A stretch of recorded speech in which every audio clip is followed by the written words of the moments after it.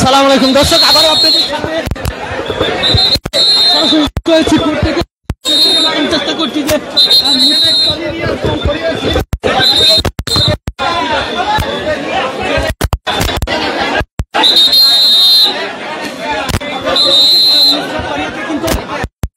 কোর্টে আদালতে তোলা হয়েছিল, আমরা এমনটি জানতে পেরেছি। দর্শক আপনাদেরকে দেখার চেষ্টা করছি যে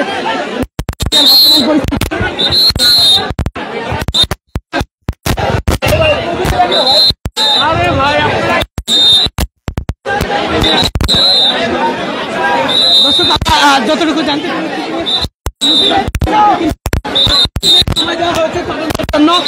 3 দিন পর কিন্তু তাকে আবারও কোর্টে তোলা হবে। দর্শক সরাসরি দেখার চেষ্টা করছি যে কিন্তু পুলিশের সেফটির মাধ্যমে কিন্তু তাকে নিয়ে যাওয়া হচ্ছে।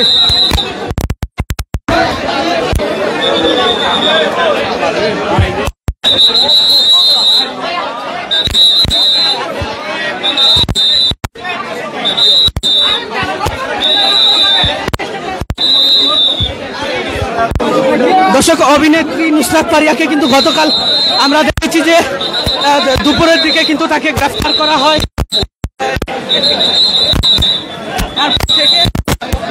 তার নামে বাটারাত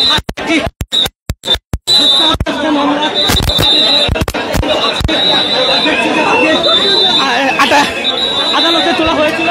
আদালতে তোলার কিন্তু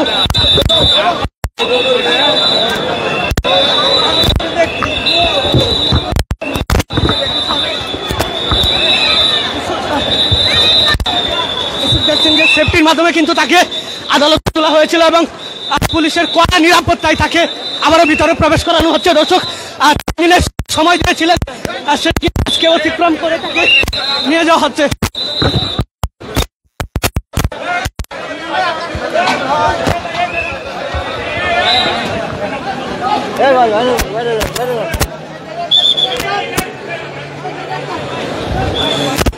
দর্শক আমরা যেমনটি জানতে পেরেছি যে 3 দিনের সময় নিয়ে আদালত 3 দিনের সময় দিয়েছে তদন্তের জন্য। 3 দিন পর তাকে আবারও কোর্টে তোলা হবে এবং আজকে আমরা যতটুকু জানতে পেরেছি যে আজকে কিন্তু কোনো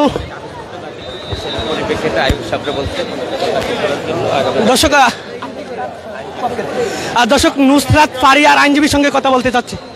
আপনারা দেখেন ওনাকে যে মামলায় অভিযুক্ত করা হয়েছে এটা সম্পূর্ণ ভিত্তিহীন এবং উদ্দেশ্য প্রণোদিত। উনি যখন মামলার ঘটনা উনি দেশেই ছিলেন না, অর্থাৎ কানাডা ছিলেন। এখন এই জন্য বিজ্ঞ আদালতে আমাদের প্রতিবেদন দাখিল করার সপক্ষে আগামী 22 তারিখে শুনানির জন্য রেখেছেন এবং আমরা যে ফিরিস্তি আকারে কাগজপত্র দিয়েছি যে উনি দেশের বাইরে ছিলেন, ওনার পাসপোর্ট এবং ভিসা এবং সেই সাপেক্ষে ওনার কাগজপত্র সম্পূর্ণ পর্যালোচনা করে আইনসভাকে প্রতিবেদন দাখিল করার জন্য নির্দেশ দিচ্ছেন আগামী 22 তারিখে এবং শুনানির জন্য জামিন শুনানির জন্য রেখেছেন। 3 দিন সিডাব্লিউ বলে জেল হাজতে রাখা হবে।